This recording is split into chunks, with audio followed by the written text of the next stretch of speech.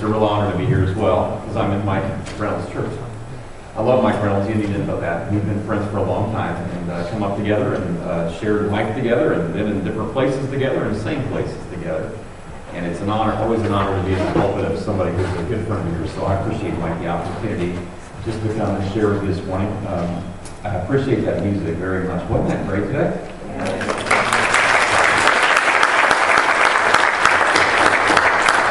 I was in a church about 2 weeks ago. I have a chance to preach and share. I'm kind of a preacher, teacher, if you will, and at the time with some things, but I have been in about 70 churches a year, so about every other Sunday, every third Sunday, I'm somewhere preaching the gospel. I was in West Monroe about 2 weeks ago, and probably a church probably twice as big as this one, but you couldn't hear anybody when they were singing. I don't know about you, but when you sing some great music like that, right?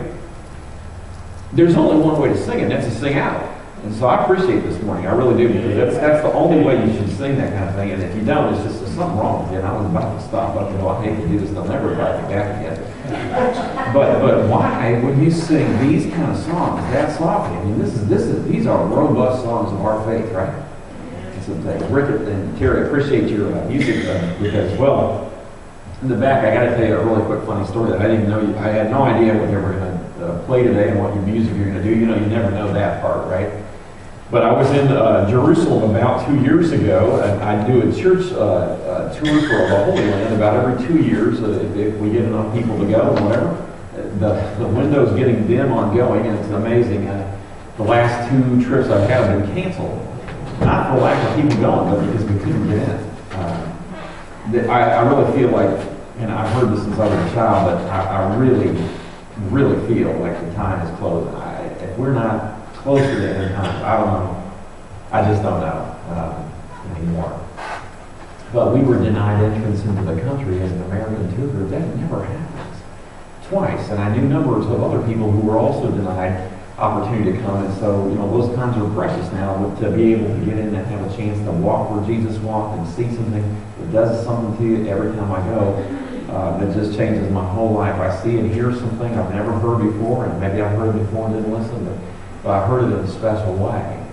And there's a church in the middle of Jerusalem, in the Christian quarter. There's an Armenian quarter and a Christian quarter and a Muslim quarter. It's like everybody has a hand in Jerusalem. There's a part of everybody there. But there's a wonderful, wonderful church there. It's 1,200 years old. And it's called the Church of St. Anne's. Anybody ever been there before? I want to tell stories. Somebody who's ever been there before, I've heard about it. But if you've never been there, it is an original Crusader fortress. Okay? When the Crusaders were in Jerusalem and holding that for a number of years, they built this beautiful church. It is something to behold. And it's just right there, and the doors are open 24 hours a day.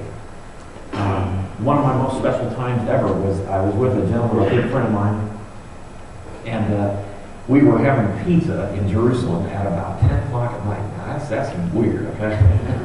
But there's a guy there named Jacob's Pizza, Jacob Jacob's Pizza. He makes pizza. I don't know what it's on, some little crust of bread. You know, when you go to look at it, it just makes you hungry. Like that's just the bottom line. I mean, I would never serve this to you because it doesn't look good, but it is tasty. I'm telling you, he's got this little crust of bread. He puts this cheeses on there, and he lets you watch him make it. I've never seen a man so happy to have his own business in my entire life, and I think that's what draws me like is I like to go because I like Jacob. The pizza's good too, but I like him. And he's a Christian guy. He's right here in this thing. He makes this little thing, puts everything you'd ever want to have on it. He puts it on a big wooden thing and shoves it in a big old brick oven. And in about 20 minutes, oh my gracious, it's just, joy of your heart is coming out is what it is. And we had pizza with Jacob's Pizza. And then my friend and I were standing there, his name was Greg, and we thought, hey, you know what, we got to do something just to make it special. Something we'd never forget. If you're with friends, that's the kind of stuff you do, don't you? Sometimes you get with somebody, you just do something and you just spontaneous. That's the best times. You never forget it. He said, what do you want to do? And I said, man, I want to go, only because I carry some credentials and some things. I said, well, let's go see if we can find our way back to St. Anne's. And let's just go in there. Here it is, it's like 11:30 at night, And I've got some military credentials that I've had in the past, and so they've got my number pretty well when I go over there. And So we made our way through these windy streets and these things, and finally came upon it. Can't believe it, because you have to go in another section right off of Temple Mount to find it. I wasn't sure we'd ever find it, and halfway through I thought, this is kind of a bad idea. I know how to get there from this way, but I don't know how to get there from the other way, and that's the way we're going. So who knows where we're going to end up tonight. And they have a very, very strict 1 hour curfew at midnight, so you're not supposed to be in any part of the old city. And I thought, well, if we could get to there, we could go out through the Muslim gate, which is not a great section of town. But we could get out through there, and then we have to walk around the entire city to get back to where we were. And I thought, well, worse things have happened. At least we can get out the gate, which is very important. And we meandered through dark and very mysterious and different things. And we got there, and here, all of a sudden you come out, and I've never seen such a beautiful part of that. I've only been there in the daytime. But, sometimes you go someplace and they look different and all that. And I was there, and they had these spotlights shining on thing, and it was just like, wow, what a church. I mean, 1,200 years later, and built in a way that it'll never come down. I tell you right now, it survived 4 earthquakes and never come down, ever. And these lights were up on it, and I said, isn't this just kind of a vision of the Lord in this church? Just amazing. When you go in there are what they call spires, the thing that is built in such a way, and it harnesses sound, and it was amazing. But here we are, it's 11:15, kind of conscious of time, and everything, like some people in church, on Sunday.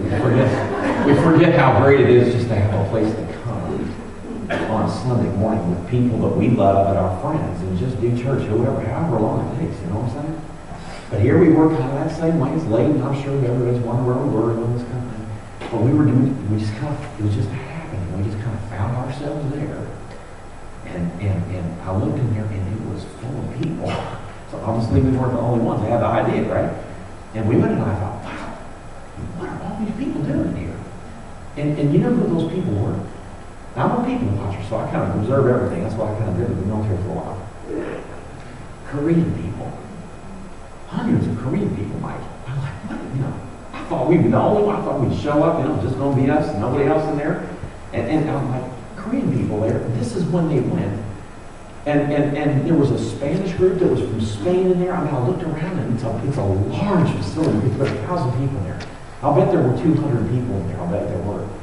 American couple of groups, everybody just kind of having a moment. It'd be like coming back to this church tonight at 11:15. That'd be odd, okay? But wouldn't it be weird just to come back and kind of find each other and kind of look around and see who knows you, see you, and that kind of thing? And everybody was just in the spirit. And the hymn they were playing, and everybody stood up to sing. It was Blessed Assurance.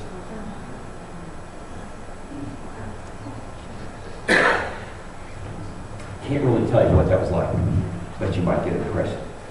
It was pretty powerful. Blessed Assurance, a 1,200-year-old church sung by every person that will walk in God, you could have thought, and singing it to try to make the bricks come down. It was a holy moment. I will never in my life ever forget that. So, thanks for letting me share that with you today. This is a real special time.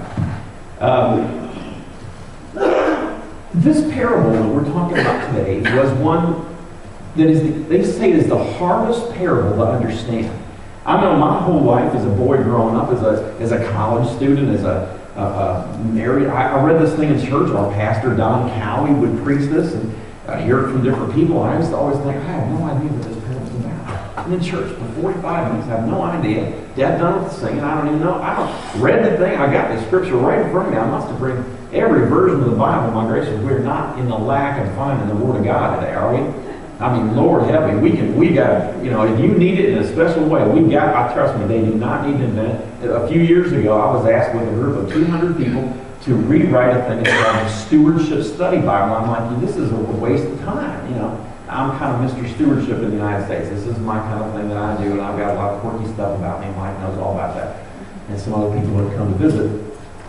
But I've got the largest collection of stewardship artifacts, artwork, and the library in the entire world. This is kind of my thing. See, so you got a weird guy in your church that's talking to you. Okay? I've got this stuff, and I've got it over at the Georgia Baptist Convention. A few of you have come over and seen it. This fall, I had an exhibition. Mike brought a few people over, and they got a chance to go, that's a guy I don't want to spend any time with. He's weird, But I've got a lot of stuff, and it's just interesting to me to look at Christian giving historically in America and in England and all the other places that we've been doing this as a worldwide church for all these years. And so I've collected different things. I just got a neat thing in this week. I must have been Mike because I was coming to church. But I'll pass this around. You know, this will tell you how weird I am. So please, be careful with it because it is 700 years old. But this is a colored Bible print, okay, from a Bible, obviously owned by a rich person from I think it's the 1400s, 1472. I remember when I bought it because everything I have has to be verified because otherwise you're just talking out of your hat. And this is a picture of the parable of the shrewd steward, what I'm going to talk with you about today, okay? And it is on hand, and it's been hand-colored, which means that they would print these Bibles on paper. They would have to make the paper, you get it? This took a long time. In fact, you all have a Bible in your house, and you're like, put up and stuff it after church, or put it down someplace like this. My thing about this, when you got that, your Bible is free to you got it. This Bible, they had to print the paper. They had to dry that paper out. And it made it so tough it would last till today. And then they would draw a picture by an artist on that thing and make it printable, okay? So this is right after the Gutenberg Bible, where they had printing. And then they would hand color some of those. If you're really rich, you had some money, they had hand color yours. So the colors on here have been put in by somebody's hand. And they're pretty vivid, even through the little picture. So anyway, can I give this to somebody? Start over here? Oh, that's a good idea. Okay, now you won't pick it on Don too much, but I heard you already. Yeah. I like that. I was going to is there? Okay. Well, sometimes there is. Anyway, Don, I'll try to help him. But he got me again. That's mine. Anyway, I prepared a sermon today to talk to you about, okay? But I'm not much of a sermon business. I'm in the teaching business. That's what I did for a number of years. And what I hope you get out of today, just kind of sharing this a little bit, is more of a message from God. Because this is a powerful, powerful, powerful parable if you understand what Jesus' context was. John Avanzini, who's a great writer, he's an ancient guy now. I met him just a few years ago. I knew you always meet important people later in their life. But one of my great things in enjoying this in life is to meet some people and just spend some time with them. It's called dwelling. People don't do that anymore. But I love to. I love to find people and just kind of sit with them. And sometimes I've had some money from grants and they say, well, who do you want to go visit with? And I find somebody and say, I just want to go visit with them. Just spend some time with that person, kind of get inside their head and what they're thinking. Try to understand what motivates them with those things. There's a guy, I'm praying to God, I have some money next year, I can do it. I want to go visit Justo Gonzalez. He wrote the book Faith and Wealth. He's a remarkable person from Cuba. Never been to seminary and written the most unbelievable books I have ever read in my life, Mike, Faith and Wealth. He's written another one on the history of Christianity. It's remarkable if you ever see him. And I just want to find out what kind of person God would plant all this knowledge in, how he could even do this. So I'm praying to get a chance to visit with Houston. But a guy named John Avanzini years ago wrote a passage, and when I heard that the first time, I remember going up after service and asking, I said, I need to write this down, because this is authentic Christianity talking. And I want to read you what he said, and see if you think that this might apply to today's time, okay? He said, we have been, for the last 45 years, this was 20 years ago I wrote it, so now you would say it's 65 years, okay? But John Avanzini said, for the last 45 years, we've been overheating as a society, okay? There's been a sharp increase and a progressive increase in materialism. We in the pew can go faster, but we got more places to go. Okay? We have more room, but we got more junk to store. We got more time, but we work more and we sleep less than we ever have before. We got more income and more opportunities to earn income, but we give less to God's work than we have at any time in church history. It's amazing. Today's tithing rate among people is about 1.5% of people who say, I'm a believer in the Lord Jesus Christ, according to a Gallup poll. Only 1.5% also say, I take of my things the way Paul said, and I set aside for the Lord's work a tithe every week. Unbelievable. The crux of what John Avanzini said in the end was he said, we have more but we are less moral. I know you didn't hear that. We have more, but we are less moral in society. I would say 20 years later, it's even more true. And so that's what Evangelist John Z said. Although we are more prosperous, we shepherd God's people who save less, give less, divorce more over money, declare bankruptcy more than any other part of time in history and in generations. And 25 plus years of research now that's been paid for shows that for Christians, this is more of a spiritual issue than a financial issue. It's an issue of being a true, committed steward and a steward in leadership. I'm proud to be in your church on a cooperative program Sunday. Mike didn't really ask me to come here because of that. It's because we're friends. But I do work a lot of work with CP. I work for the Georgia Baptist Convention. And every once in a while, I hear some young pastor, because I get around and I hear people talking, and they'll say, well, we don't need to do this cooperative program thing anymore. We don't need to give that Annie on strong offering. We don't need to do some of this stuff. And, in all the early days, young days, I argue because that's how it was. But when you get older, you kind of realize how a little bit more, that's probably not the most helpful thing. But I've often said to young people, if we didn't do that collectively, which, by the way, 25 other denominations, I travel a lot. I get out a lot and travel. I teach a lot of people in different denominations. I was actually with the Seventh-day Adventist Church about 8 weeks ago. Can you even believe that? I had people criticize me. Oh my gracious, what I got back from that. It wasn't positive at all. And I said, wouldn't you want a Southern Baptist guy in there with them? They want to know what we know. I was happy to go, right? Let's share a little salt and light.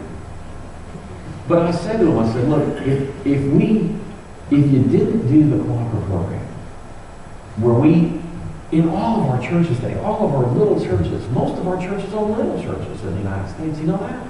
They're little ones. In Indiana, where I'm from, Indiana originally, there are only 92 Baptist churches in the whole state of Indiana. You know what I'm saying? They call us a pioneer state.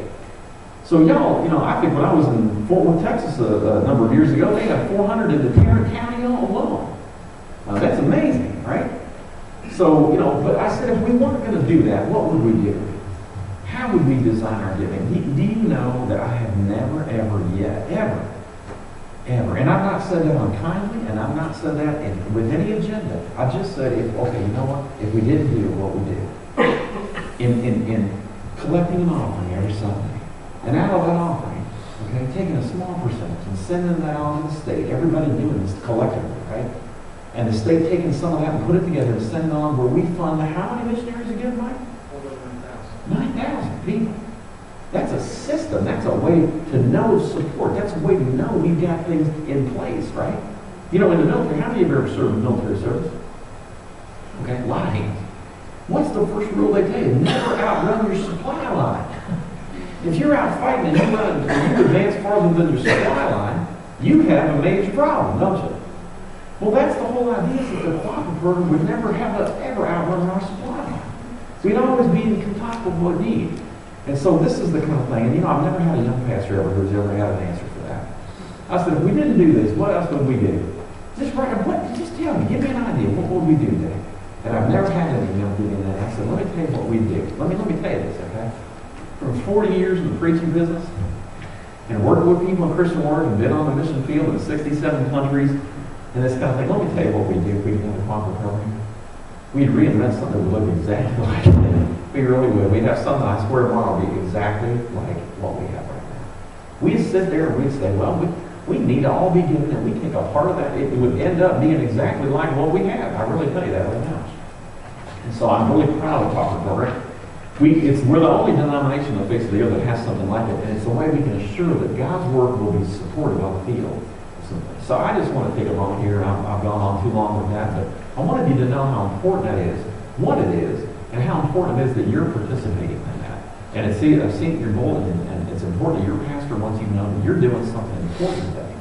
And if your stream combined with everybody else's, this single Sunday is an amazing, amazing impact in the world for Jesus Christ because of what we're doing together.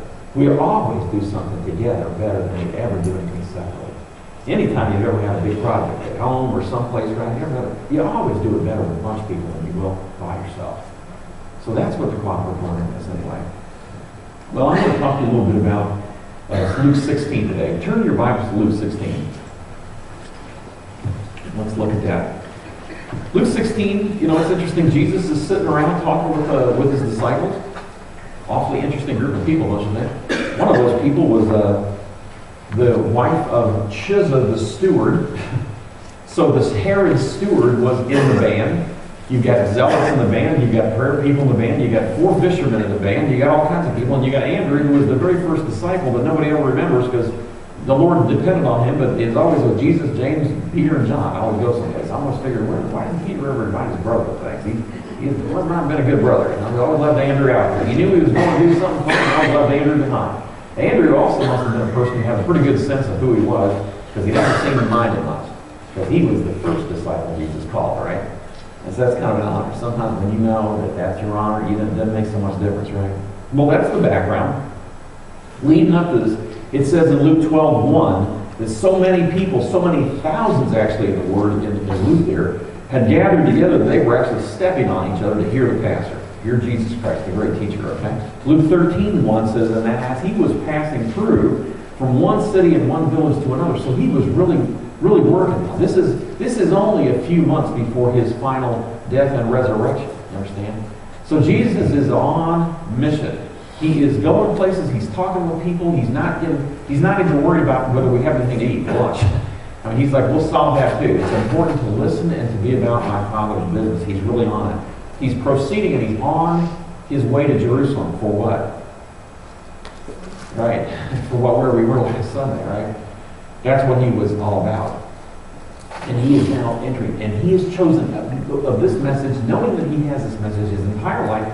He's got this message, and now is the time he wants to unleash this. See, he was a building teacher. He sat down with these guys, and he taught them things, and he taught them incrementally. That means that you don't dump on them all at once. You wait till they're ready, and as they mature and they move, you bring them information. And so, for whatever reason, now is the time for him to lay this passage on them. It's a perplexing passage. That little thing that's going around here calls it the unjust steward, okay? So immediately you think poorly of the steward, right? That's the human perception, the poor steward. Did you know that the New King James Version refers to this as the unjust steward?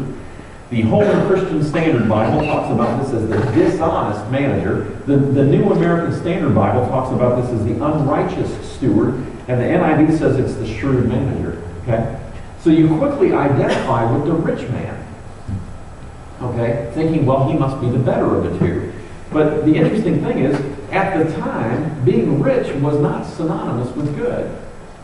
Okay? Being rich was not synonymous with good. Luke 6:24 says Jesus has put a curse on the rich. Luke 12:16 says there's the parable of the rich fool. Luke 14:12 says rich friends refuse to attend the king's banquet. And Luke 16:19 talks about the uncaring rich man and Lazarus. So in fact, that happens right after this parable. It goes right on into that passage. Rich at this time was synonymous in people's minds with being greedy. Being greedy. So Jesus points here to this passage. I'm sure those guys sitting around going, how are you talking about this? This is curious. We got all this stuff. They lived in a time when people were slaves. They lived in a time when Romans owned large farms. If you've ever seen the movie Gladiator that was out in the year 2000, it starts off, an interesting way it starts off. The great general Maximus is at war? No. He's at home on his farm. And he's just going through, it's a phenomenal beginning to a movie. He's just going through his farm and he's touching the wheat, already ready for harvest, thousands of acres. And he's just realizing what it's like to be wealthy and to have this glorious estate, is what they call it, a latifundia, where we get fund, the word that we get paid, fund manager in banking is from the word latifundia, which means estate, large estate. And it shows his little boy and his daughter coming up the trail to see him. And you can tell he's just thinking about the wealth he possesses. And of course, then it shows him back in battle, remembering what he's fighting for, right? If you watch that movie. So they were used to Roman people having large farms, large estates. And on those farms, they would appoint, at the age of about 13, they would take a little Hebrew boy. And they'd find him, and they'd watch him since they were little. Who was the most careful?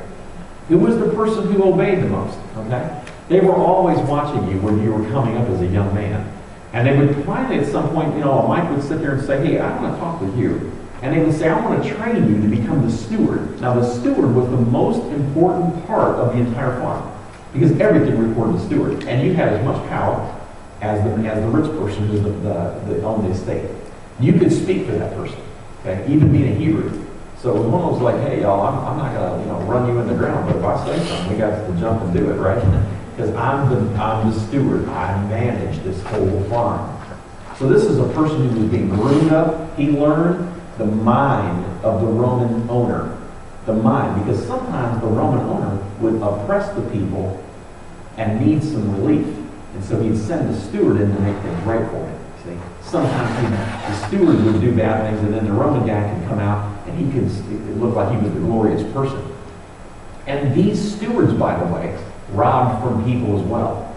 They kept a little thing back sometimes, and they would do transactions, and they'd keep a little bit here, and that was called a peculium. And they were allowed to keep that, and eventually they could buy their freedom. They could buy their own freedom. So being the steward was a good job, and if you ever lost it, where would you go? Everybody hates you, right? You were the guy that everybody hated on the farm, because you either oppressed people or you carried out the wishes of the Roman leader and that kind of thing. Now, where were all the Roman leaders on these farms? They were all off at battle. You know how Rome was the greatest nation and lost the greatest nation in the world? How did they do that? Because they overran their supply line. They were clear into Germany at one time. They were in to where Bosnia is into Russia. The Roman nation had grown so large and had so much of a mind to possess and own things that they outstripped. This is why, back in the households, Jesus made this very curious statement at one time when he said to the women and to the men there, he said, look, if you're a slave, they were hoping he'd say, revolt against your master, right? Revolt. They were waiting for a military hero. And he said, no, if you're a slave, be good to your master. I'm sure people are like, Mike, I didn't hear that. I'm sure I didn't hear that because, that's not what we want to hear. We want him to say the other thing. And he said, and masters, be good to your slaves. Because what he was saying is this world doesn't make any difference. Randy Alcorn said that this world we're in right now is a warm-up act for the next.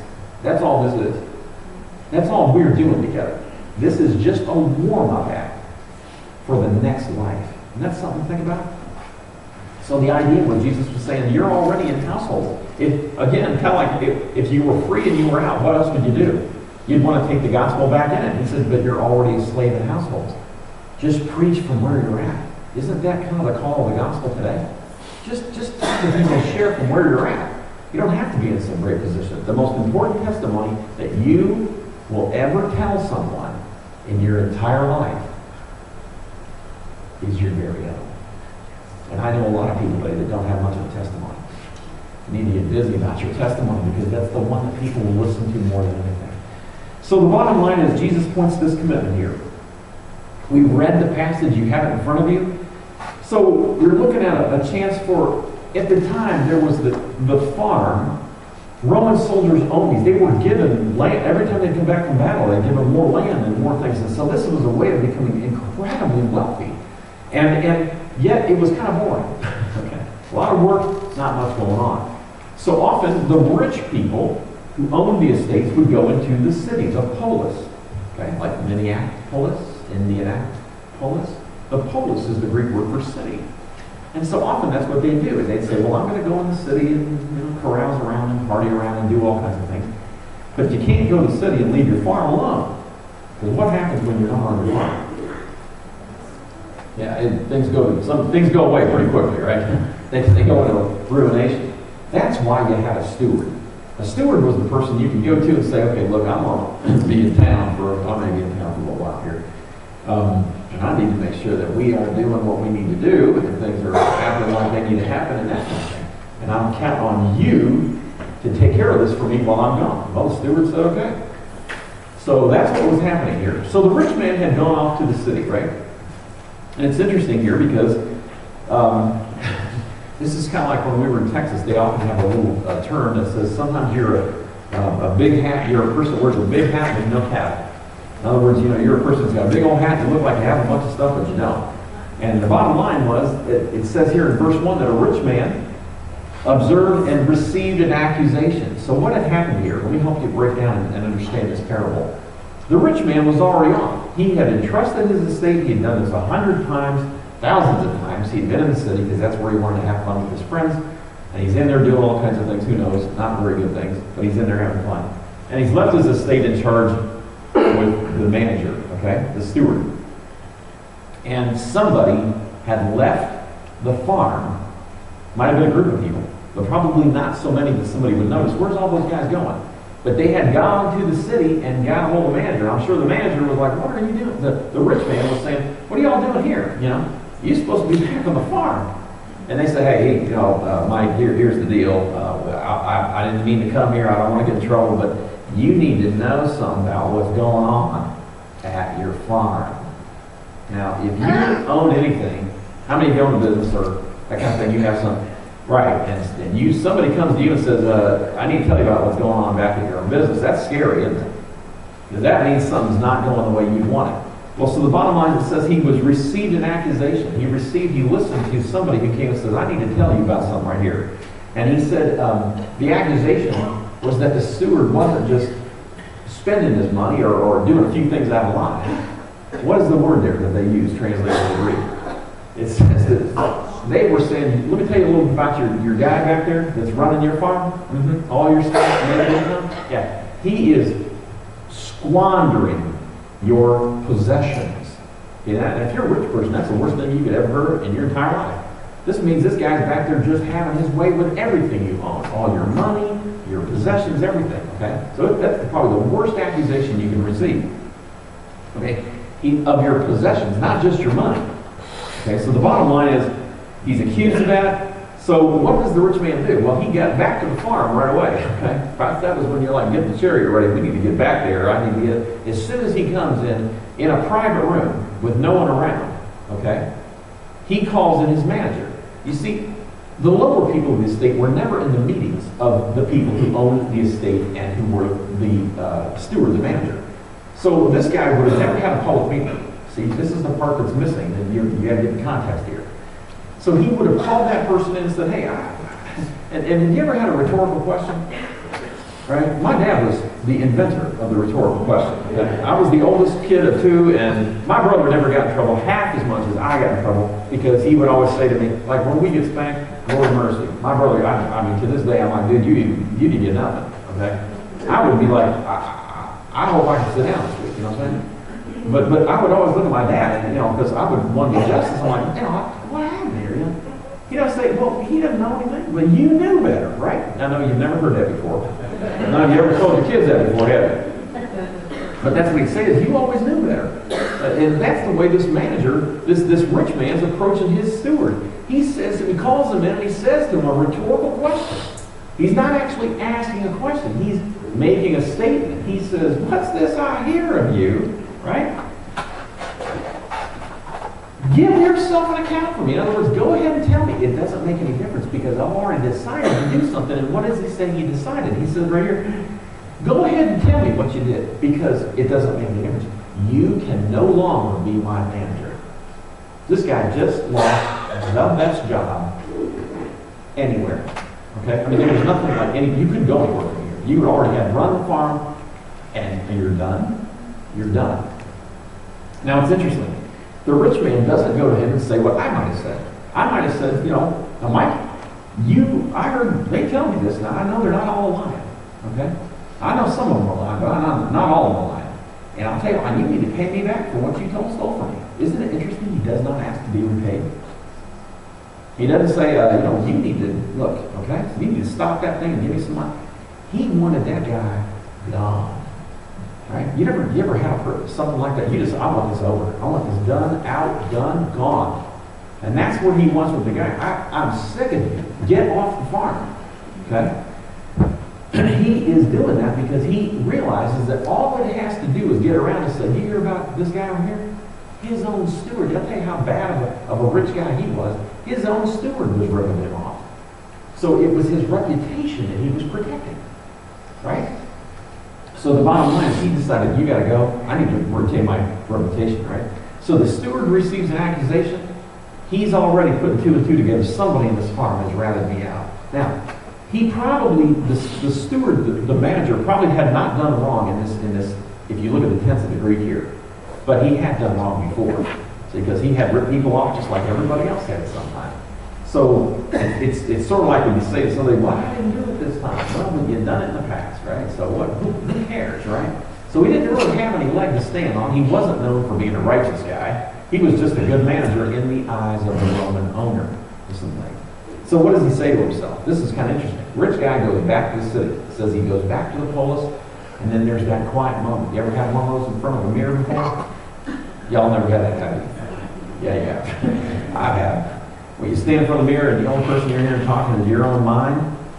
Now, isn't it interesting? In this passage, we're hearing the mind of what the steward was thinking. Think about that.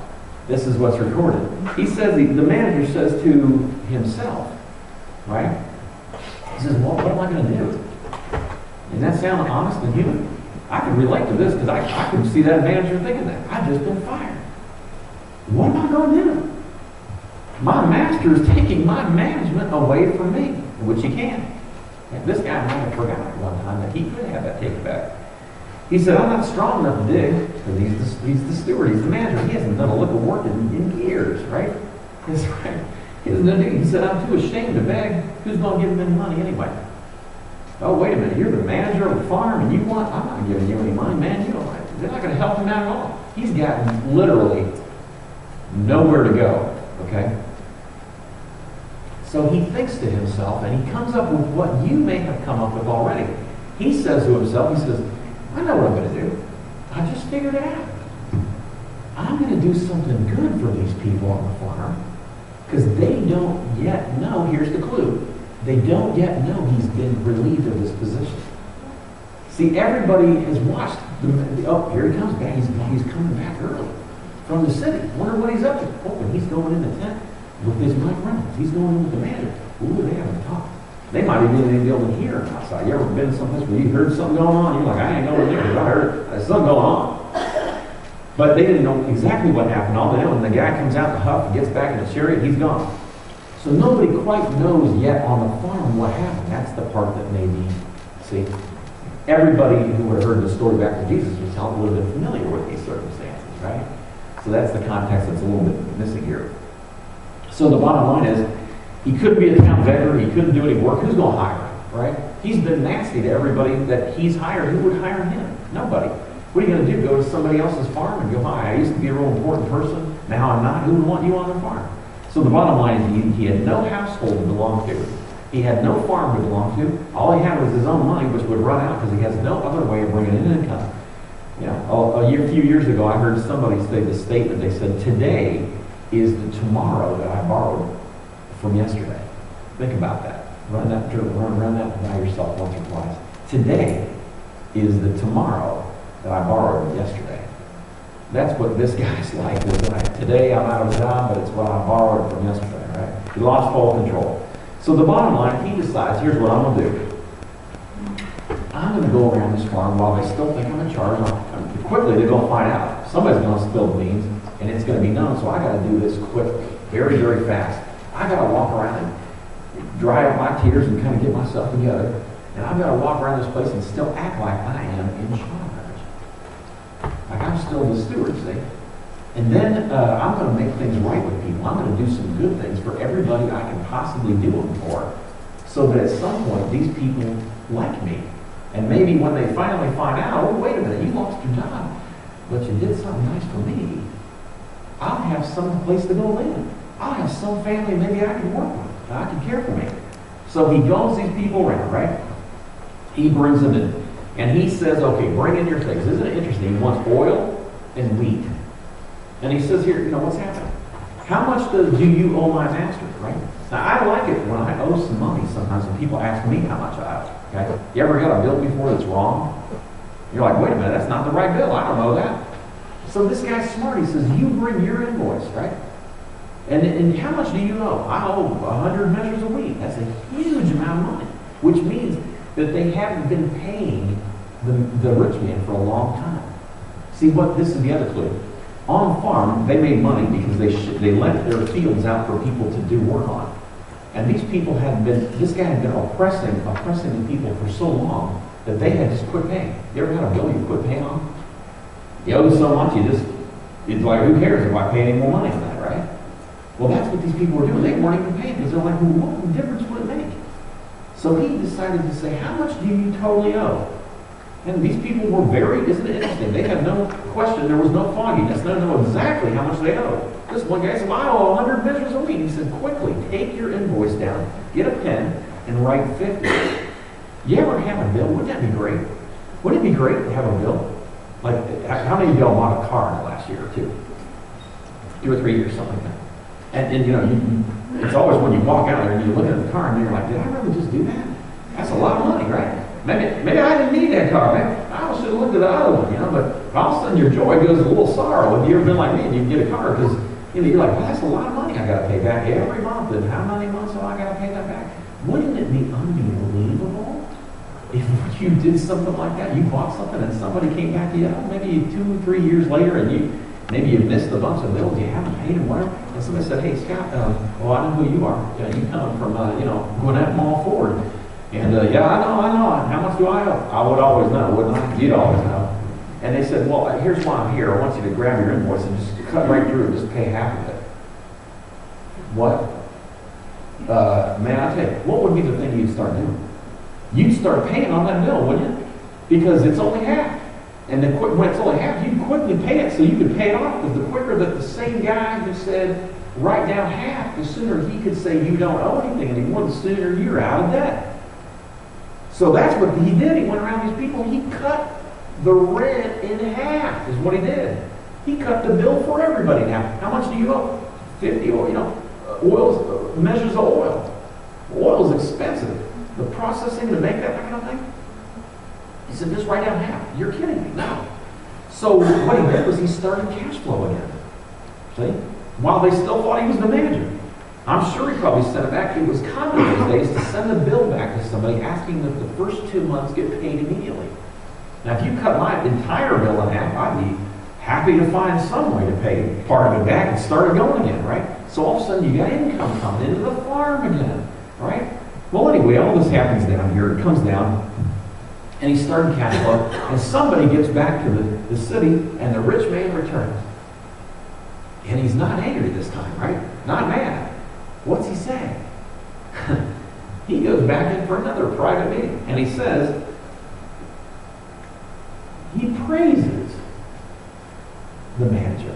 He praises the steward because he had acted astutely. What is it when you're astute? It means you're smart.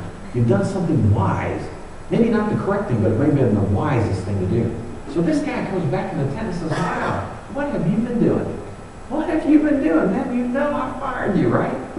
I mean, you know you're not even in, why would you do that? What do most people do when they don't like somebody? Man, they trash some places. You know, I went to a hotel a few years ago to look at it for a big conference I was going to hold. And when the guy was walking me around, he told me this statement. He said, the great lady, he referred to this big hotel, and he called it the great lady. He said, the great lady is a little tired these days. I didn't know what that meant. I'm like, what is that? What is that? What does that mean? And then I saw it. Apparently, some pro basketball players had decided after some championship game to throw a huge, I guess they call it a party. And I mean, they had punched through walls, and I don't know, it was like, what? And we were supposed to have a conference 5 months later, and I said, man, you got about $400,000 in damage here. He said, well, we're working on it right away. They were angry at their coach, and they had gone on special teams to another team. So they decided to have a party and take it out on this thing. Isn't that what a lot of people do? Boy, they trash up, I'm losing my job, so I'm going to trash that up right now. I'll tell you right now, I'm going to burn this down, right? I'm going to take this thing and just ruin it. This guy, being a highly trained up young steward since he was young, did not have a thought in the world about it. His first thought was how to take care of it better, maybe leave it in better shape, hoping that the manager might come back and have what? Grace. You ever get in trouble with your kid, with your dad and mom, and you knew it was coming? Oh yeah, no, you knew it was coming, okay? There was no question. I grew up in a Jewish family. I'm a Jewish Christian, okay? And let me tell you how that works in your family, because y'all don't understand it. Let me help you, okay? When you get in trouble at school, you get in trouble with the principal. Now that's terrible, isn't it? But see, in most families, it's over. See, you got in trouble, you got whatever it was, it's over, right? Not in the Jewish family.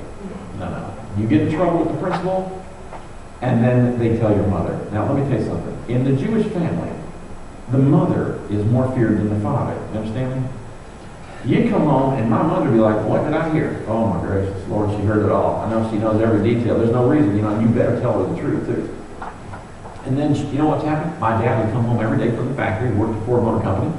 And he'd come home every day, and when he'd come home, the first thing he'd always say to my mother after he gave her a kiss in front of us was, how are my boys today? And we would die 1,000 deaths if it had been a bad day, because let me tell you about Jewish women, okay? Men, just let me tell you about this. They will tell it like nobody has ever told it before. Okay? I mean, I don't care. It was not even that. Half the time I look at my brother like, it wasn't even that bad. We didn't even do that day. I mean, I don't know where did she, that wasn't even that bad. Let me interrupt. But, we didn't even go that far, but it's been told now. My dad would look at me like, oh yeah, we need some time. I'm like, boy, I don't want this time. I don't want this, okay? I don't even want this there. What's that bad? But that's how they do, right? So this guy comes back and he praises the manager. You know what's great about the story? The people who turned to him in the city, they got in the horse, went down the city and said, man, I'm telling you, he's taking everything. You don't even know how bad he is squandering your possessions. He's money and stuff. He's in the wine cellar. He's got stuff out. He's taking the chariot out for about 25 trips around. He is. You don't even know. You better get back there. You better go back and find out what he's doing. And I'm sure they're like, boy, how they high five each other right now. We got this thing. Looks like he's gonna get it now. And nothing happened. And the rich guy comes back to the farm and has his meeting and praises the guy and lets him keep his job. Grace. Forgiveness, grace. Have we not been given it for things that we've done in life? I know I have. You're not honest today if you're not saying yes. Have we not had some grace on our life and where we've been? What we deserve? This is a parable of grace. This is a parable of understanding, of the wiser decisions. And so it says that he'd have to keep his job. So I'm sure these people that tried to turn him in were like, what happened? Now I know we told him about the problem, but he didn't get in trouble. In fact, the guy is in more esteem than he was. And the manager's happy because he's like, wow, who put all this money back in the treasury? Well, they've been paying their bills. How'd that happen? You know what? Half of the money. If anybody owe you money, I did some work one time for 2 years and never got paid. And they promised me money every time I went to go work with them. Don't worry, we're a little behind, but we're going to get it to you. In 2 years, I'm really done. You know what I'm saying? Brother, I'm confess, okay? But I'm really done. 2 years later, I'm kind of like, I don't think they're going to pay me.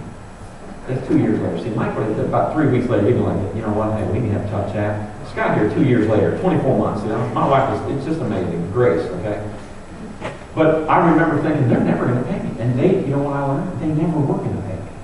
So all the stories, and I felt terrible about that because it wasn't the money then, Mike. It was the fact that I'm like, wow, they lied to me. I mean, they really played me good, right? But you know what? If they had come back to me at that time, Mike, and said to me, Scott, we haven't been honest with you. You probably figured that out by now. We owe you some money. Yeah, you do. Yes, you do owe me some money.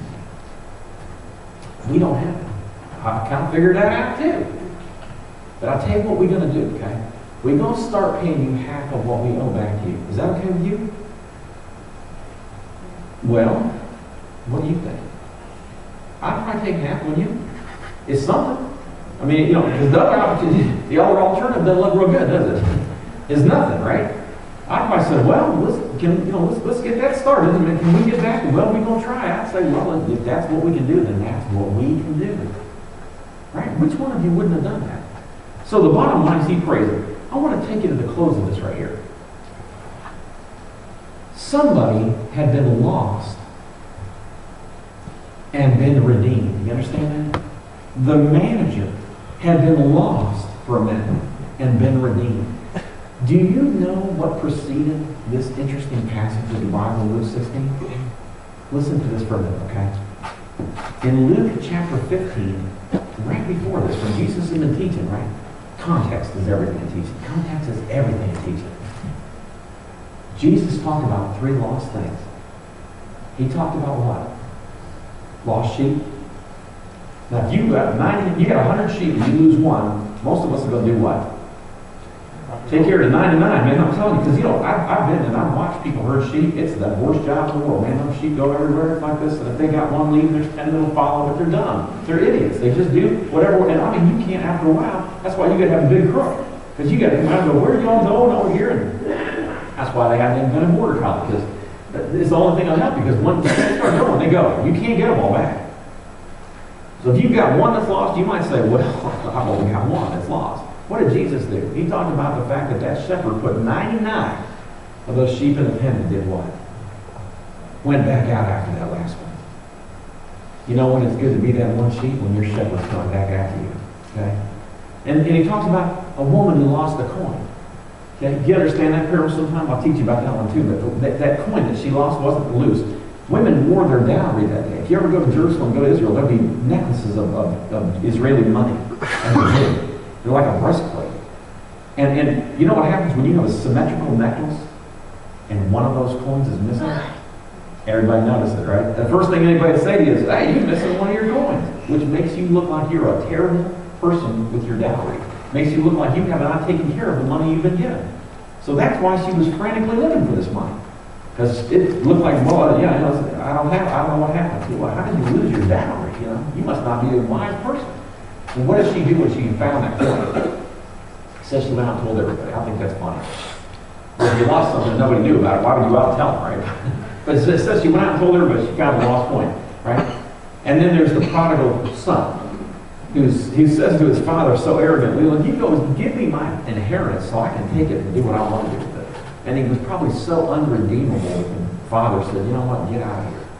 Here's your cut of what you're going to get. Just get, you're embarrassing. I can't work with you. You don't listen to anything. You're mentorable. And I'm done with you too.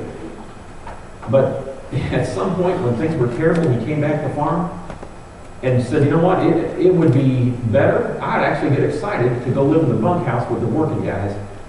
That would be better than where I am now.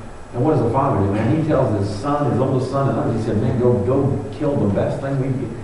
Fatted calf, and go bring the purple robe, man. That's the good one. That's the one he wore. And said, bring that out here. We're going to celebrate today because your lost brother came home. See, Jesus is concerned with the lost. We talk about the mission of the Georgia Baptist Convention that I work for. You know what number 1 is? We're concerned in Georgia more for the lost than anything. There are an unbelievable number of people today that have never heard the gospel. They're lost today. You're in church, it's 12:30. We're going to go have lunch somewhere. We're going to be with people. And we don't fear somebody coming in this church thing and burning it down and shooting us or doing anything like they do in some of the places you were mentioning earlier today. We'd probably come back tonight if we want to. I mean, this is a place of sanctuary. But this is one of the few places in the world you can have that today. And Jesus is concerned there are people out there who don't know friends like you. Y'all know each other. There are people out there today that don't have a friend in the world. They are lost. And he said, you know what the ticket to that lostness is? You. Your testimony. Reaching people for the lost. Just like this parable of this manager who reconciled, gave grace, and restored redemption of his great manager, who probably served him better than he ever did before, because if you've ever lost a job and gotten it back. I got laid off one time in higher education. I worked in teaching, and I couldn't believe it. I went to a big old auditorium with about 1,000 people, and they had hired this group to come work with us and talk to us for an entire year at University of Cincinnati before I had ever gotten laid off. And they wanted to know what your job was and how you did it and tell us all about it. And we told them everything because we thought they were our friends.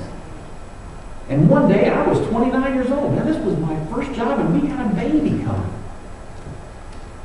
And I went to an auditorium, and I remember these guys looking at me and doing like this. In other words, I was too stupid to even realize what was going to happen. I didn't even know. You ever been that way where you just don't know? And Mike, I looked up there, and they had a big graphic of our department and all these things. And they said, here's the new way. Their group is called Crescent. And they said, here's the new way we're going to manage things. We're very excited. It's going to save the university lots of money. It's going to be an efficient way of doing things. We're just very excited about this. And I remember at 29 sitting there next to a guy who was my older friend Ralph Knapp. He'd survived polio and was teaching with me. And Ralph Knapp put his arm on my shoulder, and I remember at that time thinking something bad is going to happen, and I don't even know what it is. And I looked up at him, and he said, son, you need to look at the graph. You need to look at the graph. And I looked at it, and I looked at it. I didn't even see it. And all of a sudden, I saw what it was. It wasn't anything on the graph. It was what wasn't on the graph. My job. I looked at him and I said, Ralph, they don't have you and me down here, buddy. So I love Ralph now. He was an older guy. I love him. You ever have somebody like that you just work with and you love him? Ralph was my friend. I taught him for numbers of years. Ralph always told me the truth and this kind of thing. And Ralph had tears in his eyes. And he said, Scott, I'm in forced retirement tomorrow. And I don't know what you're going to do. And I'm like, what do you mean? I don't have any money stored away. I don't have any real savings. I may have a month or two, but why would I be losing my job? I was very, very perplexed about this. He said, because it's just what they're going to do, son. And you'd be best to get busy about what you're going to do next. I'm like, I don't have a clue what I would do next. And I was home for 4 months unemployed. And I remember, and I'll close with this. I remember a guy that I respected for years. He was the dean of the university.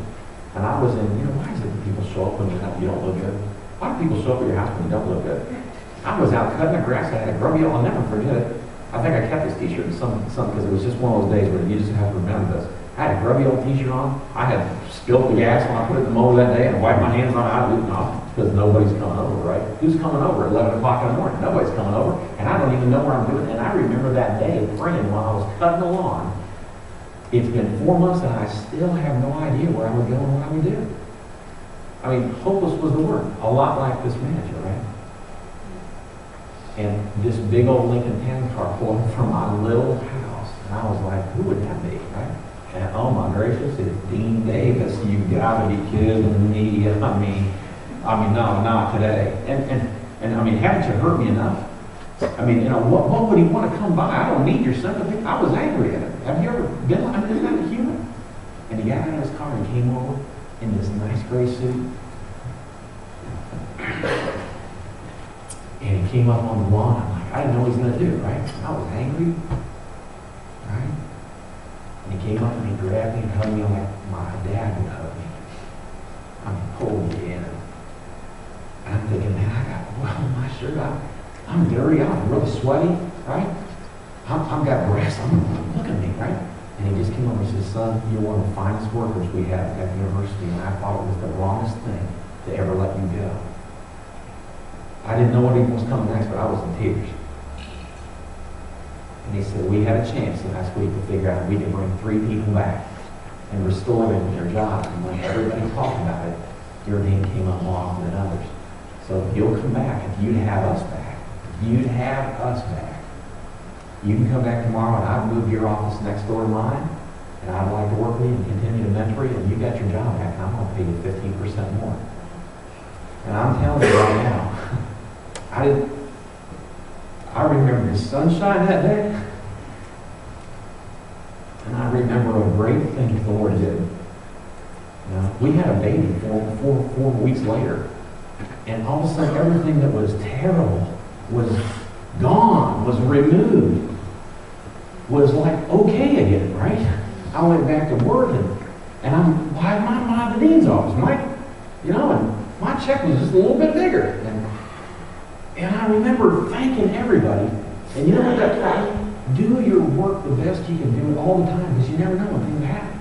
You never know when somebody's noticing. I could have slacked off. All they did was train me at that big old 67,000 student university how to get out of things, how to get out of work, how to get out of doing anything. I heard that from everybody. But my dad and mom had never raised me like that. And I only did what I knew. That's all I knew to do. And that was the only thing that saved my neck when it was over. And it was redemption, folks. And I remember sitting with my wife going, what just happened to us? Man, we were out of everything.